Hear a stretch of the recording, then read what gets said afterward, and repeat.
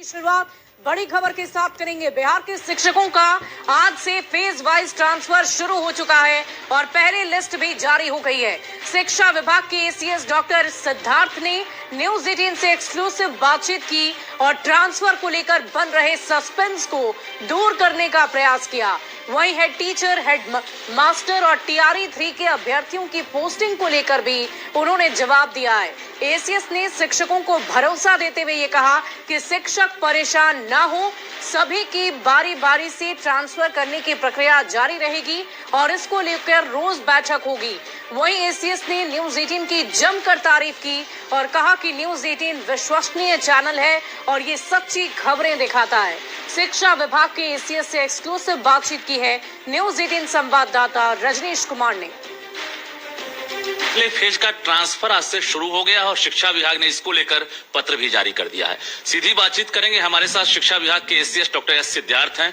Sir, क्या लग रहा है कि ट्रांसफर प्रक्रिया को लेकर जो इंतजार हो रहा है, आज ये शुरुआत हो गई है, कितनी खुशी की बात मानते हैं इसे? देखिए, जैसे कि आपको पहले भी बता चुका हूं कि करीब 2 लाख आवेदन पत्र स्थानांतरण के लिए प्राप्त हुए थे और विभिन्न कैटेगरीज के लिए थे।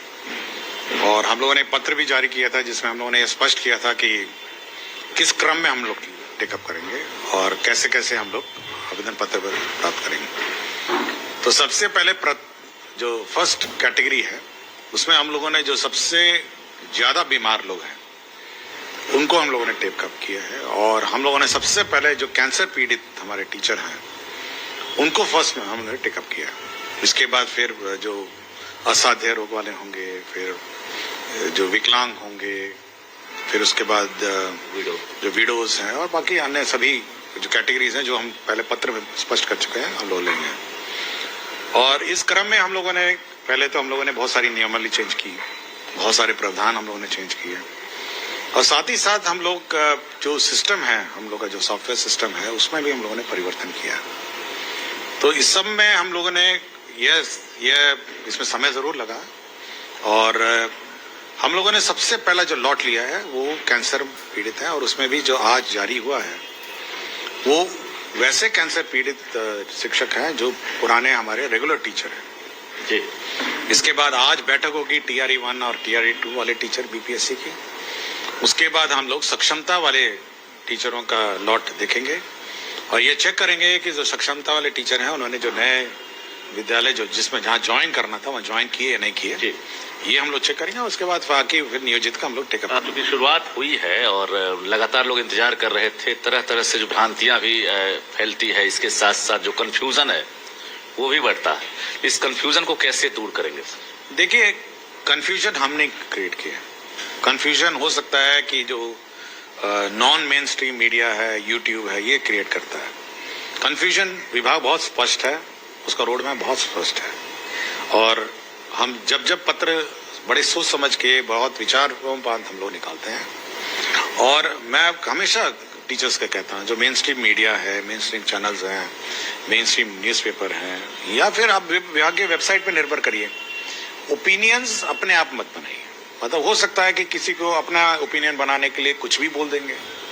यूट्यूब तो आज के दिन में यूट्यूब बहुत स्वतंत्र है ना, इसलिए मैं हमेशा कहता हूं कि मेन स्ट्रीम मीडिया है, न्यूज 18 आपका है, बहुत विश्वसनीय चैनल सब है जी है, बाकी बहुत सारे चैनल्स हैं। तो जो विश्वसनीय चैनल हैं ये सब बिना बयान लिए, बिना काउंटर चेक किए, बिना न्यूज को वेरीफाई किए कभी न्यूज नहीं चलाते हैं। तो ये शुरुआत हुई है, अब एक उम्मीद जगी है, खासकर अभी जो सक्षमता पास किए हैं, विशिष्ट वाले हैं, बीपीएससी टीआरई 1-2 वाले हैं, पति पत्नी वाले हैं, तो अब क्या लग रहा है, कुछ न कुछ आप ब्लूप्रिंट तैयार रखे होंगे? देखिए, बहुत स्पष्ट है। जो शुरू वाले मामले हैं बहुत सेंसिटिव मामले हैं जिसको हम खुद देखते हैं और विशेषकर जो बीमारी वाले हैं, असाध्य रोग वाले हैं और विकलांग हैं और पति पत्नी वाले, इतने तो हम अपने स्तर पर देखेंगे। जहां तक दूरी वाले हैं तो हम लोगों ने उसके लिए एक सिस्टम बनाया हुआ है, सॉफ्टवेयर सिस्टम में है, सॉफ्टवेयर सिस्टम डेवलप हो रहा है, हो सकता है 3-4 दिन में उसका टेस्टिंग भी होगा। उसमें जो हमारे डीओ है उसके सामने स्क्रीन पे आएंगे कि मतलब टीचर का नाम बिना डिस्क्लोज किए कि ये ऑप्शन टीचर ने मांगे हैं, वो अपना उसमें वैकेंसी के अनुरूप उसको फिल करेगा और ऑटोमेटिकली वो लिंक हो जाएगा टीचर के चॉइस पर। देखिए, बहुत बड़ी बात कह रहे हैं। एसीएस ने अभी जो जानकारी दी है, इससे बहुत कंफ्यूजन दूर हो गया है, क्योंकि लग रहा था कि 1,90,000 है, जिसमें खासकर जो डिस्टेंस मैटर कर रहा है वो परेशान हो रहे हैं। लेकिन एसीएस ने साफ कह दिया कि पहले फेज में ही टेंशन है, और समझ सकते हैं कि इसमें बहुत सारे डॉक्यूमेंट्स की जरूरत होती है, चाहे विडो हो, हैंडीकैप्ड हो, या फिर किडनी, लीवर, कैंसर, तमाम चीजों में डॉक्यूमेंट्स, मेडिकल सर्टिफिकेट की जरूरत होती है। और एक भी अगर गलती शिक्षा विभाग से होती है तो सवाल तो उठेगा ही। लेकिन इन्हीं चीजों से बचने के लिए देखिए, जो बड़ी संख्या वाली है उसमें, जैसे मैं हूं डीओ, सपोज मैं डीओ गया हूं, तो मेरे स्क्रीन पे आएंगे कि टीचर का डिटेल के बिना, मतलब टीचर का डिटेल नहीं आएगा, लेकिन इतने टीचरों ने आपके जिले में पदस्थापन के लिए आवेदन दिया, तो डीओ साहब 10 ऑप्शन देखेंगे और जहां जहां वैकेंसी है वहां स्कूल लगाना शुरू कर देंगे। जी, अगर मैं कौन करेंगे? हाँ, मतलब उसको पता नहीं चलेगा कि किस टीचर का आवेदन पत्र है।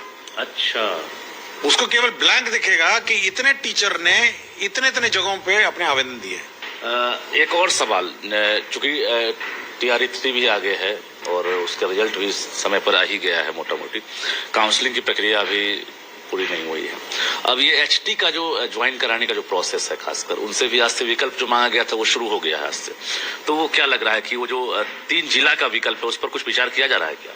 हाँ, तो मांगा विकल्प इसलिए मांगा गया है कि विकल्प हम की जिला अलॉट करेंगे। बहुत लोगों का आपके पास भी लेटर गया है और हमारे पास भी फोन आ रहा है कि एसीएस साहब इसमें भी उम्मीद करते हैं कि वो ऐसा कर सकते हैं कि 3 जिला को 3 प्रखंड में कर दें।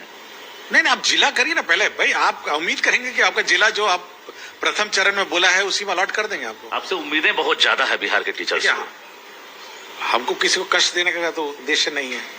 क्यों इतनी उम्मीदें बढ़ गई है, ये बताइए। हाँ? क्यों इतनी उम्मीदें बढ़ गई है टीचर? नहीं, उम्मीद है कि उसको लगता है कि शिक्षा विभाग उनकी बात सुनेगा, करेगा, इसलिए उम्मीद बढ़ती है। धन्यवाद। हमारे साथ शिक्षा विभाग के एसीएस डॉक्टर एस सिद्धार्थ थे, जो बारीकी से महत्वपूर्ण जानकारियां दे रहे थे। यानी बिहार के शिक्षकों को अब टेंशन नहीं लेना होगा, टेंशन आप सरकार पर छोड़ दीजिए और सरकार ये चुनौतियां स्वीकार करती है। यानी एसीएस ने साफ कहा है कि हम इसे क्रांति नहीं मानते हैं और सबका धीरे धीरे ट्रांसफर होगा, जिसको लेकर हम खुद एक एक आवेदन को मॉनिटरिंग कर रहे हैं, एक एक आवेदन को पढ़ रहे हैं। हालांकि ये तकनीकी प्रक्रिया है, इसलिए थोड़ा वक्त जरूर लगा है, लेकिन आपको टेंशन नहीं लेना है, सबका ट्रांसफर होगा।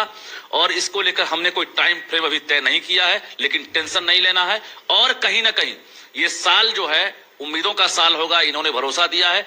जो बेरोजगार युवा है, डिग्रीधारी है, वो भी टेंशन ना ले। अगर वैकेंसी को कैलकुलेट किया जाता है TRE-3 की पोस्टिंग के बाद, तो निश्चित रूप से उम्मीद जताएं कि अगली वैकेंसी भी जल्द आएगी। कैमरामैन दीपक के साथ रजनीश कुमार, न्यूज़ 18 पटना। बढ़ते आगे।